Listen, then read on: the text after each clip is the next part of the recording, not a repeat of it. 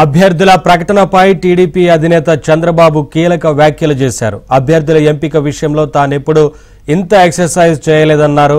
టీడీపీలో ఇంత పెద్ద లిస్టును విడుదల చేయడం ఇదే మొదటిసారి అన్నారు చంద్రబాబు. గెలుపు గుర్రాలకే సీట్లు కేటాయించినట్లు తెలిపారు.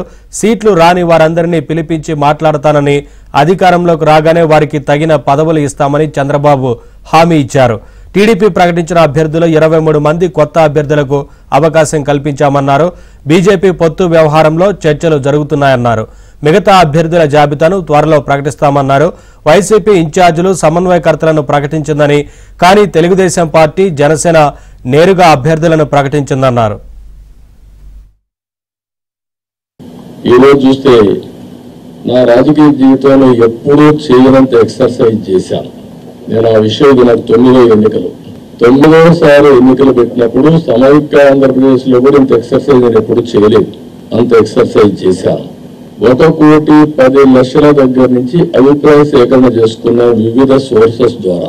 నేను ఒక్క సోర్స్ లో చేయలే, అనేక సోర్సెస్ పెట్టి ప్రజల్ని, కార్యకర్తల్ని కాన్ఫిడెన్స్ తీసుకున్నాను. నేను ఒక మహత్తరమైన కార్యక్రమానికి శ్రీకారం చుట్టినప్పుడు నాకు సరైన సమాచారం కూడా ఉంటే సరైన నిర్ణయాలు తీసుకుంటాం.